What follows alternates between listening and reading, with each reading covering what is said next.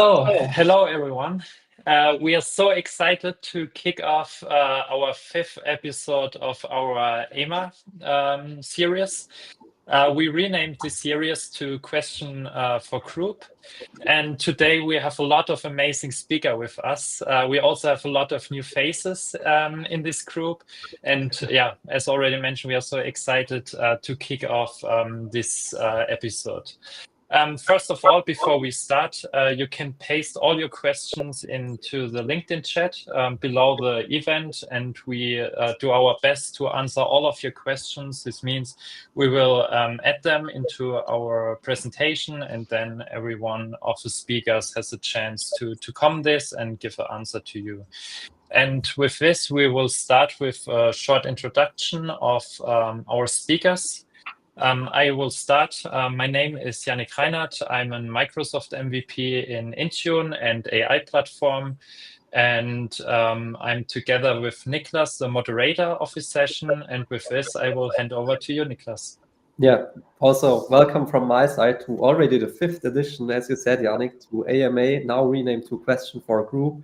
This is our amazing live event, which we host in the LinkedIn Modern Endpoint Management group. And we are here to answer your questions. And for that, we got an awesome selection of speakers. And let's just start with them with a little introduction round. So just tell us a little bit what you do, what your status if you're working at Microsoft or if you're an MVP. Just with a little introduction round. Please, Christina, you first. Sure. Thank you for having us. First of all, hi everyone. I am Cristina Osorio, Customer Experience Product Manager working for Intune in Microsoft. I have been focusing on Windows management for the last few years. And I will pass it over to Jason. We are in the same team, so introduction should be easy. Yep. Hello, everybody. Jason Sandys, definitely the same team. Windows also generally my specialty, although I dabble in certain other things. Happy to answer questions. So, Anton, on to you. Okay, thanks, Jason. My name is Anton. I'm one of the architects in the Intune product group, and my specialty is endpoint privilege management, apps, and anything else related to Windows. I'm really looking forward to answer your questions. And thanks a lot, Niklas and Yannick, for inviting us. So next we take Mike. Okay. Yeah. Hey, folks. I'm Mike Donosky. I'm a product PM here at Microsoft. I've been at Microsoft for almost 12 years, a little over 12 years. I'm responsible for endpoint privilege management. Prior to that, a lot of the settings and policy and stuff like that in Intune helped a lot of folks move over from GPO. And then also working on Copilot scenarios for policy currently. So thanks for having me today. Awesome. Christian? Yeah, hi folks. I'm Christian Brinkov. I'm a principal program manager on the Windows Cloud Engineering team, which is Windows 365, AVD, as well as RDS, which we probably all remember from back in the days. I joined the journey of AVD and Windows 365 from the beginning. Has been like have been part of that journey. Has been a great journey so far. So really want to thank all of you for all the support, as well, Nicholas, for all your great stuff that you do for the community here. So looking forward to answer any questions you have regarding these products. Awesome. Then Florian. Hi, my name is Florian Salzmann. I'm from Switzerland. Intune MVP. I do everything in and around Intune with PowerShell or with the tools provided inside of Intune, and I'm happy to answer some questions today. Awesome. Then we have the second Niklas, of course, the one who is spelled wrong. Hello, everyone. My name is Niklas Olsen. I'm a Microsoft Learn student ambassador, and besides my studies, I also work as a consultant apprentice. Thank you very much. And then last but not least, we have Shadi. Hello, everyone. My name is Shadi Khorshid. I work for Nova Capta. I am positioned as product manager in Intune. I enjoy mainly Intune, everything that has to do with Intune. I've been working in Intune for many years now. I enjoy particularly any management of the Intune, whether it's iOS and Android, Windows and Linux. However, I mainly would answer questions, anything regarding Apple products. So thank you for having me. Wonderful. So as you see, we have a great selection of speakers here. And with that, just a little bit about the housekeeping. So you can ask your questions right here in the LinkedIn chat. And this will also give you a chance to win a prize or to win a ticket for the next summit in Paris, for the next Modern Endpoint Management Summit in Paris. Just leave your question in the chat. And at the end, we'll do a raffle on it and you can win this amazing prize. So let's get started with the first question. And also because Ignite was, of course, last week, we wanted to ask you first, what was your personal highlight? So a personal feature, product, whatsoever. Just tell us what you loved about it. And we can do the same round again. So Christina, please, what was your favorite?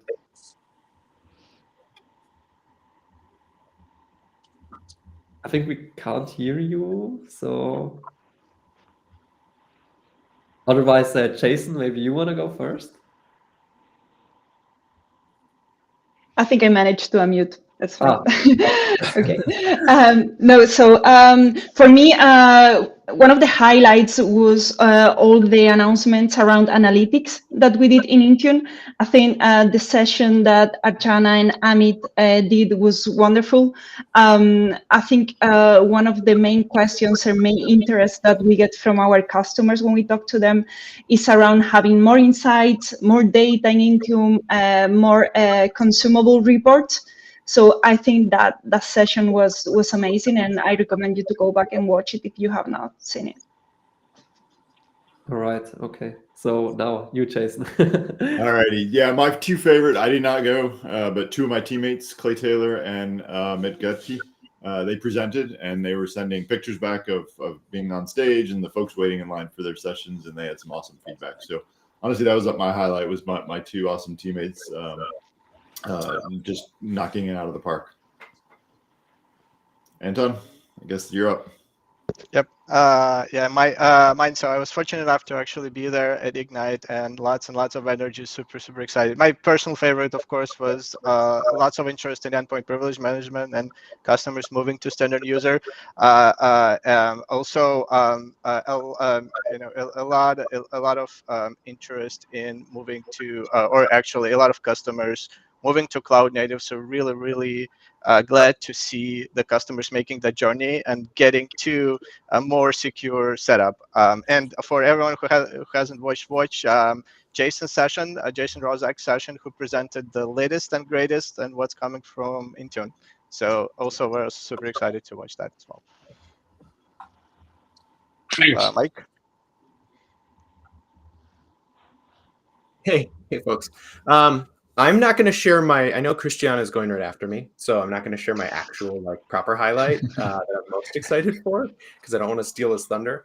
But I think, like Anton said, Jason Rozak's huge demo fest going through all those awesome scenarios for Focus on Mac was great to see. And then of course the EPM Copilot scenario, but then I'm a little bit biased towards that. So yeah, overall great Ignite. Awesome to see the big crowds again up to the big event. So very cool. Very cool. And now I'll hand it off for Christian.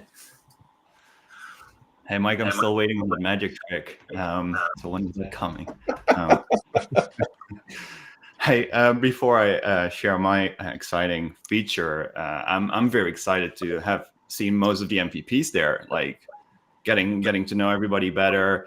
We had a sort of a party gathering in the Chicago Bulls Stadium as well. It's part of a new event that's coming, Workplace Ninja US. So really great stuff. And I love this community. It feels like a big family. So I really want to highlight that as well.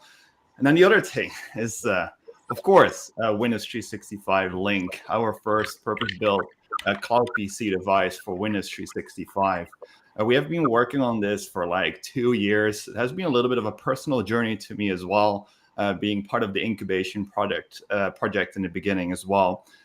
What is unique of this device is that it boots straight into a cloud PC. It's a low footprint operating system, highly secure, optimized for Defender, M365, and completely managed in Microsoft Intune. So you can just use Microsoft Intune just like for Windows 365, configuring a provisioning policy, as you know, but as well now an endpoint that's optimized for that and aligned with a more full end-to-end solution from like the hardware to in the cloud PC. And the other awesome thing, what I personally like about this device, is that it supports YubiKeys. So you can just put a YubiKey in and then passwordless log on to this device as well. And the device is completely purpose-built for shift workers, and the new Windows 365 Frontline shared mode offering is completely supported as well. So if you like having call center workers, frontline worker kind of scenarios, retail, shop floor workers, all these kind of scenarios that require somewhat of a shared PC, this is a great device to kick the tires with. It's $350, so very compelling to combine with your Windows 365 license. And yeah, I'm just excited to hear if there are any questions regarding that or something else. Awesome. I think you just now answered some of the questions, so great effort. Oh, bye, guys. Okay, Florian, what was your highlight? One of my highlights would definitely also be Link, because it's a simple product for us as administrator. It's maybe a little bit boring to configure because we don't have to do much, but that's also the beauty in things that you don't need to have 2 days of configuration and troubleshooting until it runs. And another highlight of me were the whole new features inside of the secure service edge of Global Secure Access with the TLS exception, the continuous access evaluation, and also the DNS for client private suffixes. So those additions really make a big step for the whole security edge there. Awesome.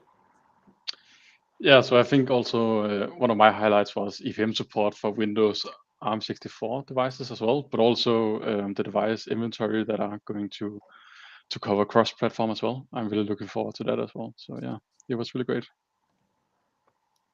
All right, now it's my turn. I feel challenged. Everyone picked really cool stuff, but if I may focus on the Apple management, there are 3 things that sparkled my day. The first thing is the enrollment of Mac OS. It's a streamlined. It's really beautiful how they use it, more interactive and easy to enroll a Mac device now. The second thing is for iOS, which is the reporting. I know for sure there's a lot of my customers, they have been asking for it, and now they got it. It's a beautiful thing.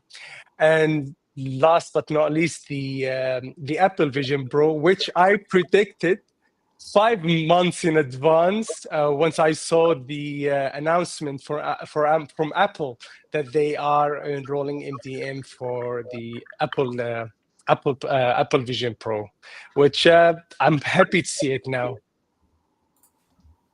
Awesome. So a lot of great features and products released. Super exciting. So let's get started with the first community question.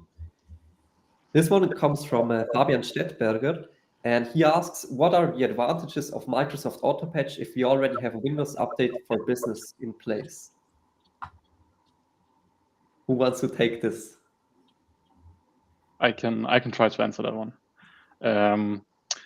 I think one of the advantages I see from Windows Autopatch is the reporting, but also some of the things when you start registering a device with Windows Autopatch, that you can see if the device has any leftovers in the registry editor as well, but especially the reporting and also the possibility of creating more rings as well. And once it's running, it's just great. You don't have to do anything really. Thank you, Niklas. Did someone have something to extend to this, or should we jump to the next question? I would add. I would just +1 on the reporting bit. I think that's what a lot of people are looking for, and there were some new Copilot scenarios as well. But yeah, if you don't have it set up, it's a great way to get started. But if you're fully happy with what you're at, then yeah, I see the reason for the questioning. I would just add to what Niklas said. Perfect. Good. Then let's jump to the next question. And Christian, here we are. We got the first question about Windows 365 Link. Niklas is asking about the availability date in France. Yeah, it's a good question. So first of all, if you're interested in Windows 365 Link, encourage everyone to contact your Microsoft sales rep. We are in public preview right now. So if you give the signals that there is interest in a specific region, we can at least track kind of where that interest is coming from. We are going from public preview to GA in April next calendar year. So rapidly, very soon. And that will be the moment you could expect more availability in other regions that we support right now. So. Thank you for those insights. Then we have Yusuf asking about labs, and he is asking about the implementation of labs and also what about the new administrator protection feature presented at Microsoft Ignite 2024. So maybe this would be interesting if we could have someone from CXC, so Christina or Jason. How do you see customers adopting to the new Windows Labs? I would actually put in that Dano's probably in a little bit of better position to answer that one. But I think the big thing there is to make sure you do your research and don't conflate these things because they all do have distinct functionalities. And even though the acronyms kind of overlap, so initially we called it LAP, which of course was really close to LAPS. And not that you will ever see that, but just make sure you know what you're talking about when you actually talk about it. But honestly, I think Dano's way better positioned to talk about this because it's very related to EPM as well. Sorry, Dan, we're putting you on the spot. No, it's good. I'll also reintroduce myself. My name is Mike Donoski. A lot of people call me Dano. And then to Christian's point earlier, my pandemic hobby is magic tricks. But anyway, sorry, lapse. Not what we're here to talk about. So lapse, the question about how do we implement it, I think goes to sort of the CSP structure, if you're familiar with how CSPs work. And so Laura, actually on my team, worked very closely with the Windows team who was building out that CSP configuration service provider, kind of like a client-side extension for folks coming from GPO. But it's basically the bits in Windows that sit and wait for signal from whoever their MDM provider is. So in our case, it's us, it's Intune. And so when that signal comes down and basically says, like, turn on lapse and here's how you configure it, then all the lapse client on the box goes through and operates however you have it configured. I don't know if there's more to those questions, go ahead and you can add in there. But yeah, it's really just there's a CSP that was built. Of course, there's all the password management and stuff behind the scenes that we take care of, which uses Entra behind the scenes. So yeah, not really too much to go into there other than the adoption curve, I would say, was quite high for a new setting. One of the highest adoption curves. I think we announced lapse, I want to say in like April or March of last year. And by the time MMS rolled around and we were at May, I think the whole room had their hand up that they deployed it. And we saw very quick adoption, which I think speaks to how easy it is to set it up. And it's a conversation I have a lot over the time with folks in my area being with EPM, as folks are interested in using lapse as like a break glass scenario, as like a last ditch effort, if they absolutely need to have admin privileges on a box. It's a safer way than having like multiple accounts and stuff like that. Which brings me to my next part. I can actually cover the administrator protection bit as well that was announced at Ignite. It's currently in private preview. This is an effort from Windows to go through and change fundamentally how that token works, how the administrator token is accessed and how it's used inside of Windows. And so if you want to think about it conceptually, what it's doing is it's separating your identity of who you are on that device away from the administrative privileges. So it doesn't change, like it's not moving you to standard user. It's not providing additional constraint and things like that. What it's really doing is making sure that you're protected against attacks that are looking at token theft and things like that. So the idea is that token is not persistent. It's not associated with your identity, and it is spun up and used only when that administrator access is required. It's an architecture very similar to EPM, although, and we work very closely with that team, but it's a little bit different use case. You'll see it only on administrator accounts. You won't see it on standard user. And like I said, the key difference, because we get this question quite a bit, the key difference between that and maybe what you would look at for EPM and standard user is that EPM, when you move down to standard user, you're using EPM to elevate and provide additional privileges to someone based on your rule set and your default rule behavior and stuff like that.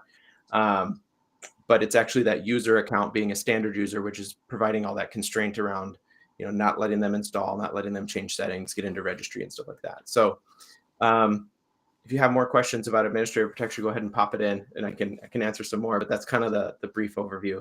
I highly encourage folks to sign up for the private preview. It's not really signing up for the private preview; it's in the insiders build. But give it a test, give us feedback, let us know how it goes. Yeah, but you'll see that sort of grow over time as well. Perfect. Yeah. Thank you very much, Mike. I want to throw in there real quick, and I was alluding to it, and Mike definitely talked about it, but if you're not paying close attention to what he's saying, you may miss it. Is that LAP, so administrator protection, or what we used to call local administrator protection, I think it's just administrator protection now, is not the same as EPM, right? Under the covers, there are some constructs that are similar, and they kind of very deeply do some of the same things, but they are not for the same use case. So don't confuse those two. So just because we're coming out with administrator protection doesn't mean you don't need EPM still for that use case. Yeah, and LAP, administrator protection, different thing than LAPS. LAPS being local admin password solution. Switching around local admin password and stuff like that. Two different things. Okay, so definitely a lot of cool features to keep us secure. Maybe it would be interesting also to hear the community voice here. I'm sure, Florian, you did some EPM and also labs projects. Maybe you can give us some insights about how you do that at customers. Yeah, sure. Like for me, the main difference between labs and EPM or administrative protection is labs should be like the break glass account in case you really need to do something on your end device or on the user's end device with admin privileges. And EPM is if someone has to do that on a regular basis or for special reasons. And I see same use case for administrative protection.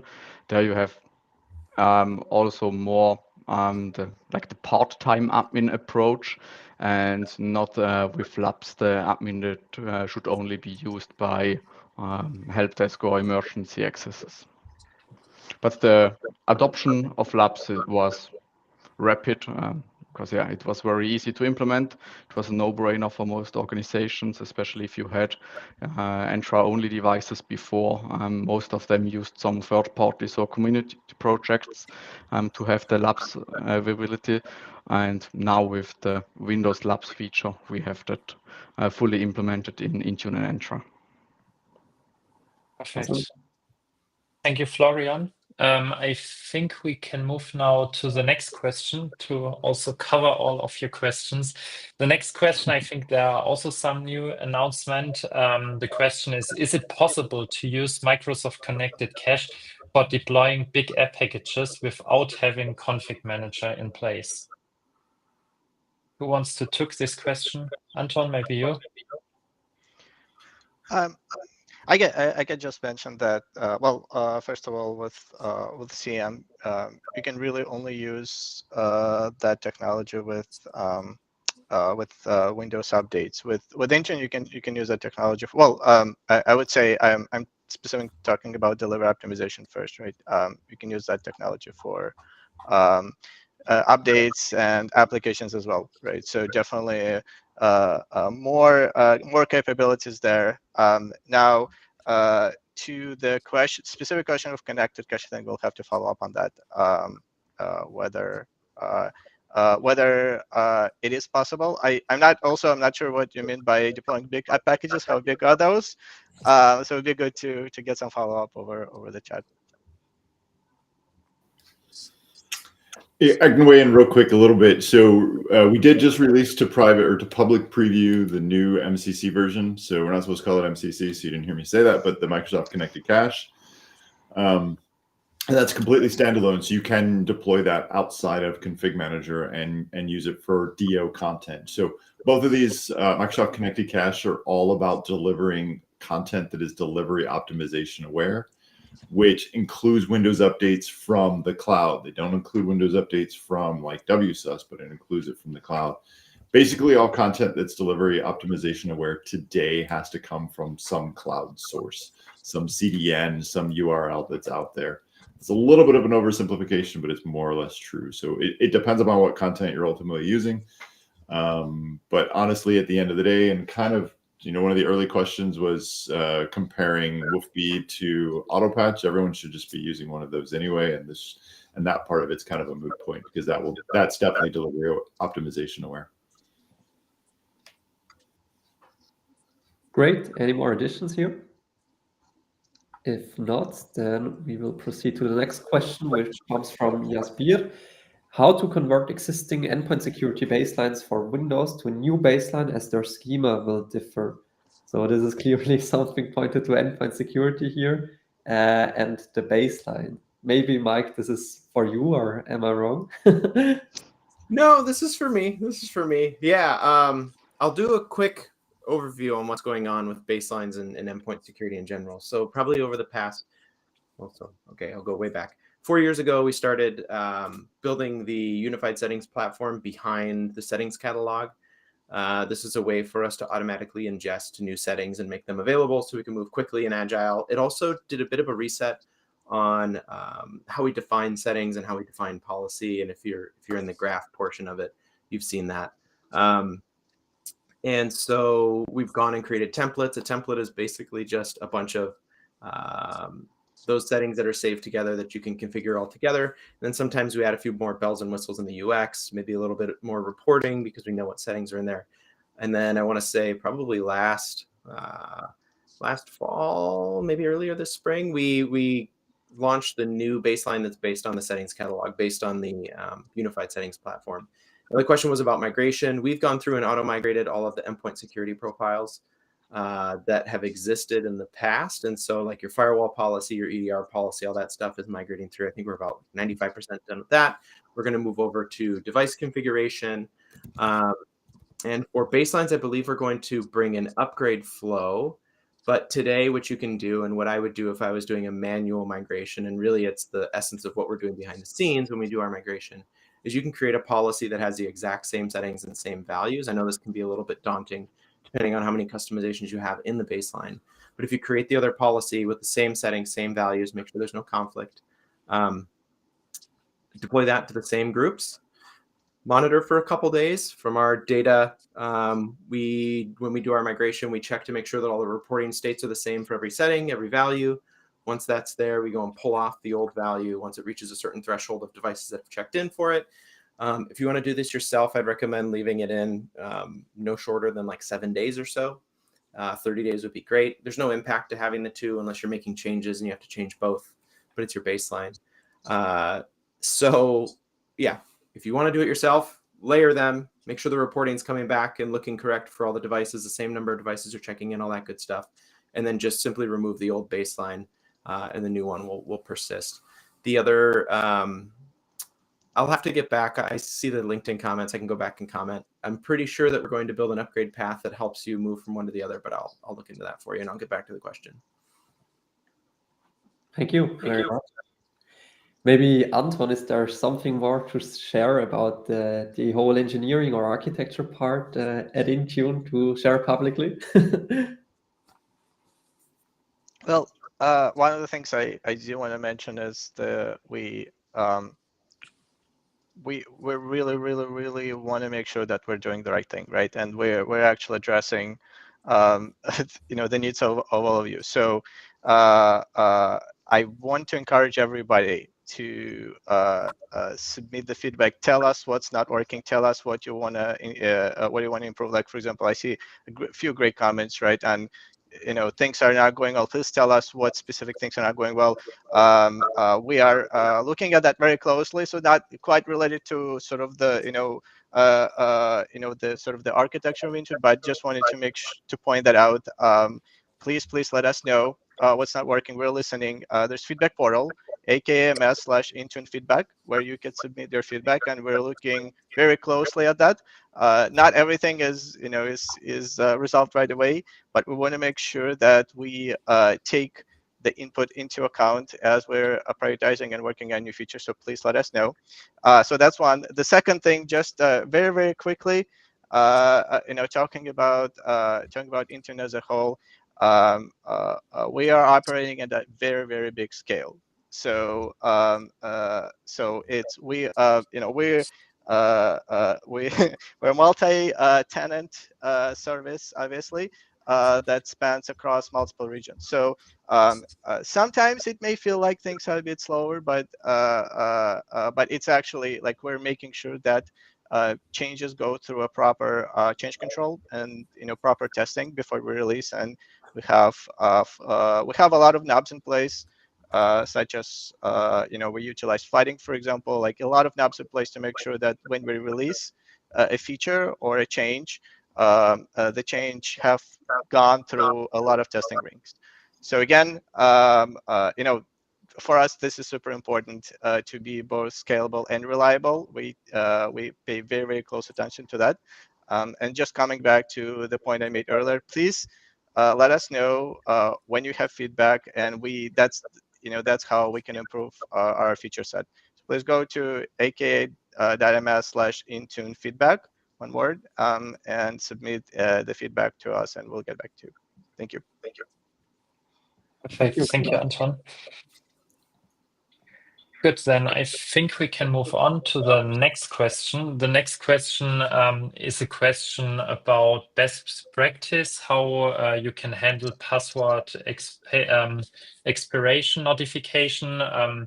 He said that he currently handles this with a script in the auto start, which automatically pops up and shows a toast notification that the password is expired.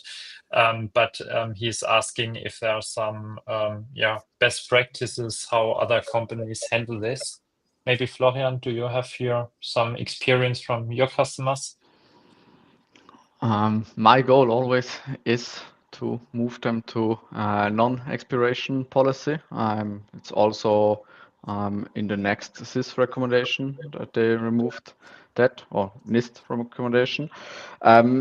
If you still have some expiration policies, it depends a bit on if they are configured in your local Active Directory or online with online-only accounts. You will have some notifications, but for the local accounts, we mainly use scripts which will send emails out to the user. The toast notifications could be an option as well.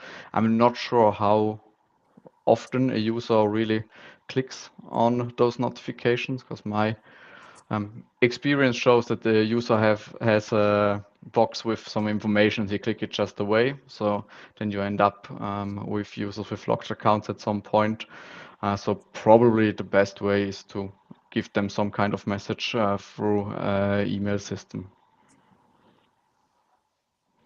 Okay, thank you, Florian. Did someone had something to add to this question, or some experiences how you handle this at your customers?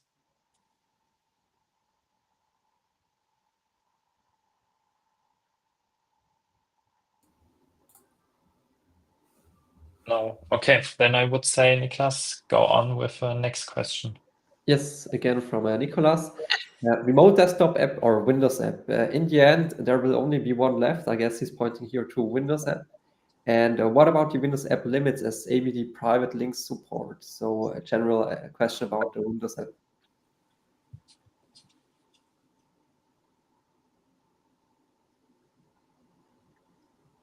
I can jump in here. I'm not completely understanding the last part of this question. So I can just reframe kind of the vision of the Windows app. So the Windows app is built to unify 16 apps to just one app, a platform to manage, maintain, as well as to use as an end user to connect to all your Microsoft or Windows Cloud services. So AVD, Windows 365, RDS, as well as DevBox, and in the future, more of these components like connecting to RDP server and such as well. But that will take some time, and eventually we want to move the RD client or remote desktop client to the Windows app as well. So no plans or dates or whatsoever to share. We will do that hand in hand with customer feedback. So at some point we will ask for feedback. What do you need more and such as well. So stay tuned for that. I'm not sure what the AVD private link question exactly means. Maybe Nicholas, maybe you know to add some color here. Windows app limits as AVD private links. I'm actually also not sure, but we can monitor the chat. And Nicholas, you can maybe clarify this question, and then we can follow up on this. Yeah, that sounds great. We have our own links already. So if the question is moving out of the very complex web URL to remember to just a unified one, we already have that in place. But I think this is a different question. So please chime in the chat. I'm happy to elaborate. Awesome. Thank you, Christian. So then let's take the next question. Yes, the next question is from Atul Deep. He is asking, what role does AI play in automating endpoint management tasks?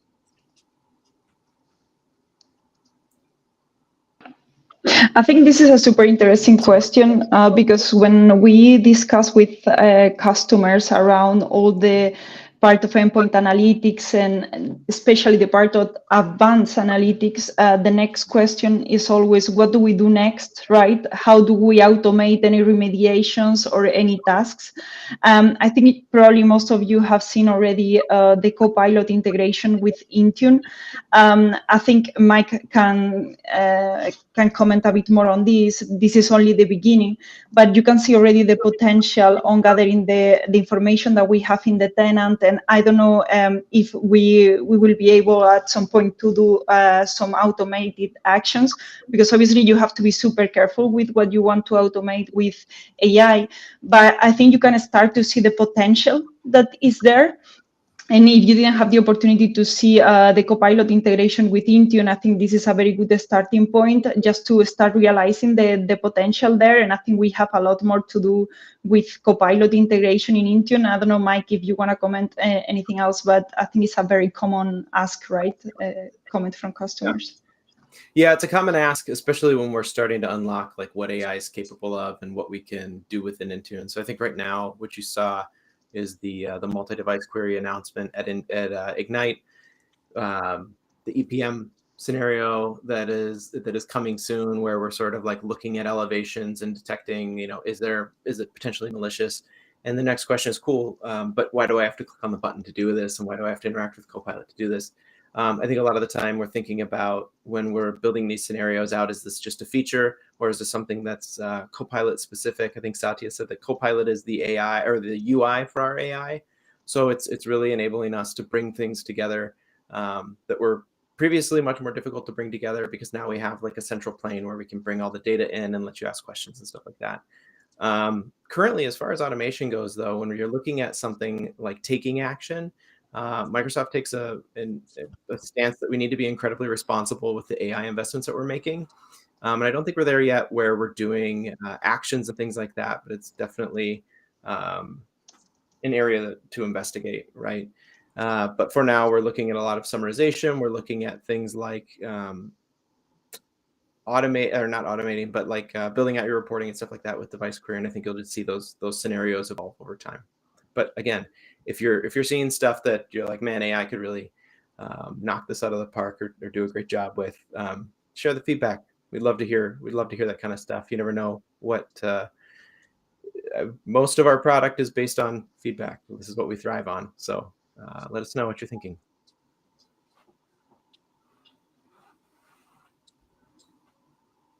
Thank you very much. Maybe Niklas or Shady, any more to add?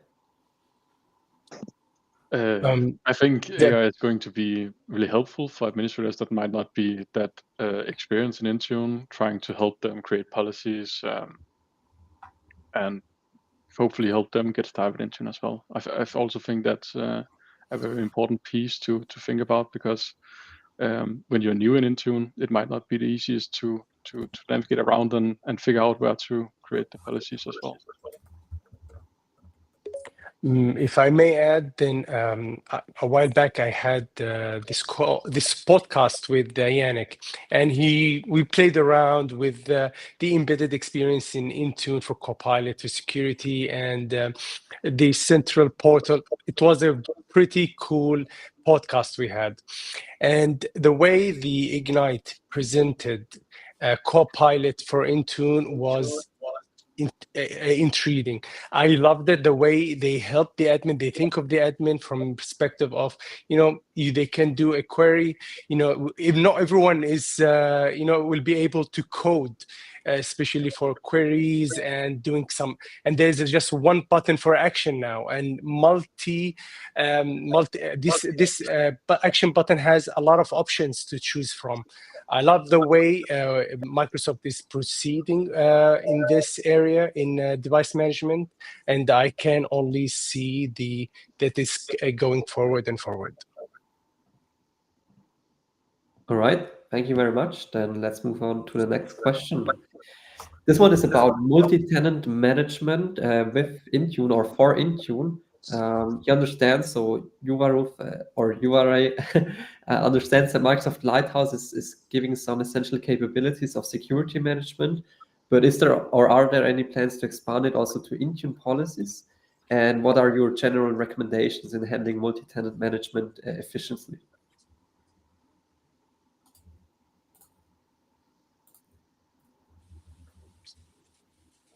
Anyone bring in some experience to multi-tenant?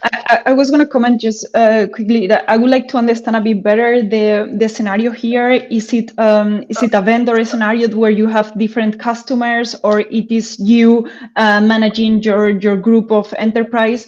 Because I do work with several very, very big customers that or groups of companies that have different companies within the group. And what they are generally doing is actually sharing one tenant, and we work on the delegation, scoping, RBAC, and all that in place to delegate the administration if needed. But I don't know if here we are talking about some other type of a scenario where you're a vendor, where you have to manage several customers. So I think this will be relevant because in the case of one single customer, we are normally doing one tenant and delegation with scoping, mergers and acquisitions. Okay, yeah. So in that case. I have worked with a couple of very big customers here in Europe that they have a model of business, which is they acquire different companies throughout the time. And what they are doing is typically integrating those devices in one single tenant and doing delegation. So the decision there has been, in my experience, to put everything in the same tenant and manage it from there. And then our focus has been on defining scoping roles and permissions, etc., to do the right delegation. I don't know if it's the same experience for everybody in the call, but I at least have 2-3 examples in mind of customers I am working with right now. And I'll quickly add I think the purpose is slightly different, as Christina mentioned. Really, if it's mergers and acquisitions and it's sort of one company, right, it's probably going to be much easier to manage it within the same tenant. Now, there are other scenarios, right? Like, for example, our MSPs, the multiple service providers, or managed service providers. There's just a different scale of the number of tenants that they have to manage. So the tools like Lighthouse, or other similar tools, right, that can do actions across different tenants help there. It does help when you have sort of the larger number of tenants. So we would love to we would love to have Intune work much better with those kinds of systems, and make sure that it's easy to perform those multi-tenant operations. So please, again, let us know what doesn't work. But to Christina's point, if it's a small number of tenants, if it's not that scenario, it may be a better, just from integration perspective, to use the same tenant. Thank you very much, Anton. I'll add 2 quick things as well. One of the things, so I talked about the policy overhaul that we've been doing for the past couple of years. Policy on the unified settings platform supports import-export. So for like your settings catalog policy and stuff like that, you can export the JSON and then import it into another policy, of course, or another tenant. And of course, be careful when you're doing that, making sure you're not missing any of the settings and stuff like that as you export, or not necessarily that, but make sure you don't have like conflicts in the other one if you really are trying to just like carbon copy policy between tenants. But I wanted to touch on something that was mentioned earlier about mergers and acquisitions, and a story that I had heard when we were in Switzerland for Ninja Summit was a customer who had, I can't recall if it was AVD single session or Windows 365, but basically they just had a host pool ready, And when the merger and acquisition went through, they would basically let people keep the hardware that they had, and then give them access to Windows 365 environment that met their baseline protection. And so then you can get people productive very quickly. I think we all know sometimes, when there's a merger and acquisition, it's a little bit challenging to get access to tools that you need for your new job and stuff like that, or continuing the job that you have and fulfilling the security requirements of the new parent organization. But I thought that was a really cool solution there, where they sort of had a plan that when they do the acquisition and actually merge the two companies, they have Windows 365 devices sitting there ready to go. Or machines, I shouldn't say devices, right? So that they could just let people log in, sign in there, get back to work, and then they can worry about hardware as they go through refresh cycle. It's not as much as an urgent thing at that point. Perfect. Thank you very much to everyone. Then I would say we go to the next question. The next question is from Shirley. She's asking, given the rapid evolution of endpoint management tools like Intune and Windows 365 cloud PCs, what innovations can we expect to see in enabling seamless management of diverse global workforces? And how is Microsoft preparing IT professionals like us to stay ahead in managing endpoints of tomorrow? Very good question. Who wants to jump in? I can go first, maybe. Personally, one of the main reasons why, together with Pearl Larson, we wrote the Mastering Intune, Microsoft Intune book, and previously Mastering MAM book, is because of this. Myself, and I bet the rest of the Microsoft folks here as well, we internally learn as well about the products that we build internally. And we know as well, sometimes it's hard to keep up internally too. There's so much happening across the ecosystem. So my way of giving back to the community, as well as learning and staying up to date myself, is by writing books and giving them to the community to purchase. So one of them is Mastering Microsoft Intune, and the other one that's coming out next week is Mastering Windows 365, the second edition. So it has all the new announcements from Ignite in there. So that's, of course, something I personally do with like other contributors from the community and Microsoft internal folks like Pearl Larson. However, we just document everything, of course, too. The Learn page, Microsoft Learn, like the more scenario-focused Learn pages, the adoption page as well. We do podcasts and social media kind of episodes, like Windows in the Cloud I'm presenting. I see Mike pretty often on one of the shows, the Intune packaging. I'm not sure exactly the name on the Windows IT Pro channel. So yeah, I think you should just follow all of us, and then we just bring you along the journey all together.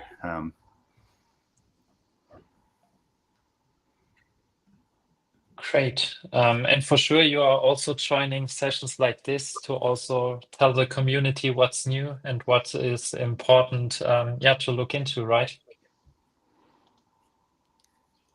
Good. Did someone had something to extend to what Christian said? Yeah, just maybe to add also on the Intune side, I think you probably saw in the Copilot integration with Intune, one of the scenarios is to understand how policies are used or what is their application in the endpoint, etc. So I think this is just the beginning of what we can do with Copilot to also ramp up the IT admins that are not used to using Intune, or they have been using other tools. So I think Copilot is there, and it can help a lot as well to ramp up with all the content and the usage of the tools. Yeah, if I may add as well, I definitely cheer Christian on. I remember I followed him like 2 years ago. He has been like a credible inspiration for me. I mean, I've been following his work, podcasts and books and so on. And that's one thing. Other thing is, of course, the endpoint management on LinkedIn. I have personally learned a lot. There's a lot of competent people within the community that I started my podcast because of them. My podcast it revolves around those community guys for their tools. They have incredible tools that supporting Intune to be more agile and more flexible. So thank everyone for this. Thank you, Shadi. Maybe Niklas, how about you? I think you are one of the most youngest talents in this community. How did you jump into these topics? Yeah, that's actually a pretty good question. So as you might see in the background here, I have a few books as well.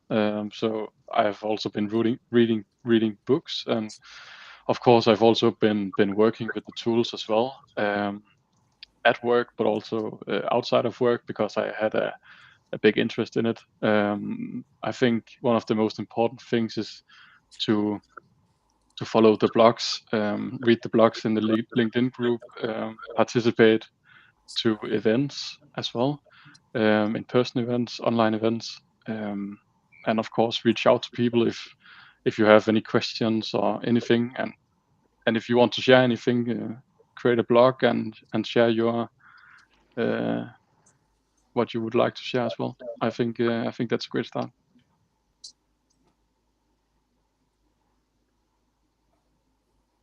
I'll add one more quick thing as well. There's obviously, like, the community is awesome. I've been in Intune since 2015, so it's been cool to see it definitely grow. And I think I came from the Windows side, so there was always a community there.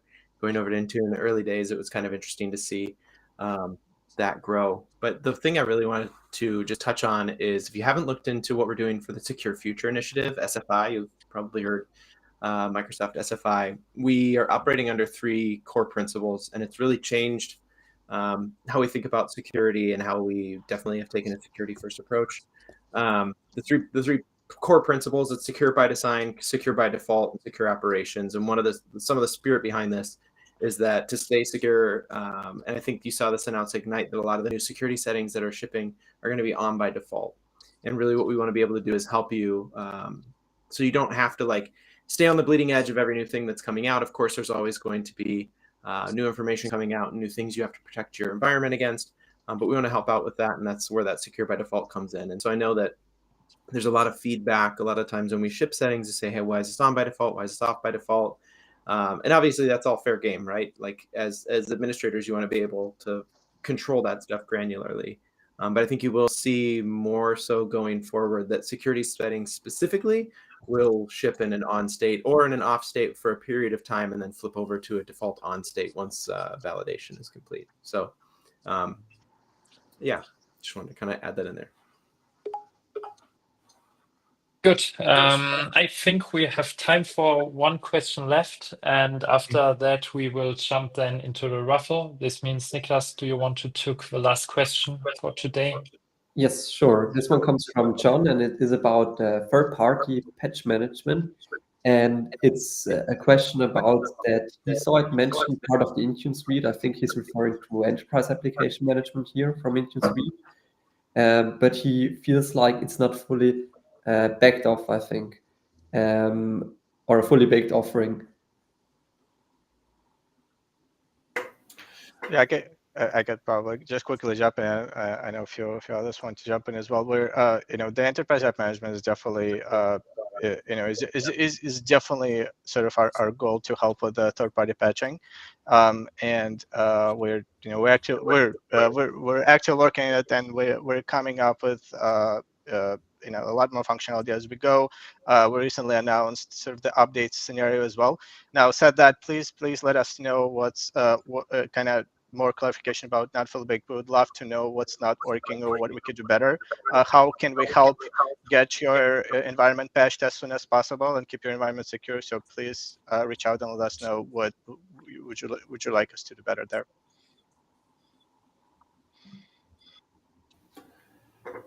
Yeah, I can jump in a little bit as well. So clearly, Anton said that that's definitely our goal. The big missing piece that we have today is being able to look after what we call unmanaged apps. So those are apps that are not deployed by Intune itself. It's not a huge conceptual leap to be able to pull those in. and then use the current supersedence model that we have. That is the model that we're using for updates today, and then to be able to automate that. We just released that a few months ago. I don't remember exactly when that got released, but it did get released a few months ago for managed apps. So those are ones that Intune actually deploys. So the next big leap there is the unmanaged apps. Don't have a timeline to share, but it is something that is part of the initial plan for all of this, is to be able to do that. Other capabilities come along with it, some reporting capabilities as well. So it's not just about deploying updates to those unmanaged apps, but having knowledge or better knowledge of those unmanaged apps has value as well. There's kind of another fork or another pillar here as well, and that's expanding our app catalog. That is something, depending upon, of course, who you've actually listened to or heard say and talk about this internally, externally, doesn't really matter. You're always going to hear some different number. If for all of y'all that know Danny is the feature owner for all of that.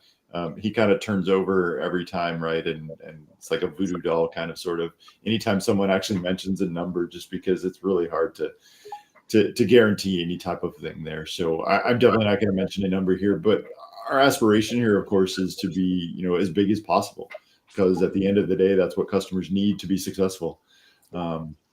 So we're going to continue to iterate on that. We're going to continue to add apps as customers request them. We're going to continue to figure out what challenges we need to overcome. Today there is a specific app that we don't have in the catalog that pretty much everybody in the world uses. There's some challenges with their installer, and it's part of something we need to look at. We need to work with them and figure out the best path there too. So it's always going to be a little bit of a longer journey with us, because we can't be as agile as some of the smaller guys for some of these details. But at the end of the day, I think everyone, and this is part of the reason folks continue to stick with us, right? There's lots of other reasons, but this part of it is that we're going to persevere through these kinds of things, and we're going to make the change necessary to help folks be successful. Or at least that's my honest and true belief. So everyone can surely have their own, but I know we are working towards those things. I will add us one more thing. I think a recommendation that I've got before, if there's an application missing, I think, as Anton mentioned, you can edit or request it through the feedback portal as well that Anton was mentioning earlier. I think it's possible to submit ideas for apps as well. Yeah, in the documentation, there's a link. I clearly don't know what the link is offhand, but if you go to the EAM docs or learn page, right, there is a link in there to be able to submit this. It is something that we track. It is something that we are heavily invested in. Again, it's I said it a couple times when I was talking before. Customer success is truly important to us. You're going back to Christina and I's introduction. I don't remember exactly what Christina said, but that's the entire point of our team is customer success, and so we are invested in that. Okay, good. Then I would say thank you very much to everyone who submit questions in the LinkedIn chat, and also thank you very much for everyone who answered the questions. And with this, we came to the end of the session, and we will start with a raffle. What we did is we collect all the names from everyone who submitted one of the questions. And we put this into this wheel, and then we will spin the wheel, and we'll see who is the lucky one who wins the ticket for the next MEM Summit next year. And the winner is Eprima. I hope I pronounce your name correct. This means what you now can do is congratulations. Yes. What you now can do is to reach out to me, send me your email, and then we will follow up with you, and we'll make sure that you get the ticket. And I think you will see most of us who also are in this call then on the next MEM Summit.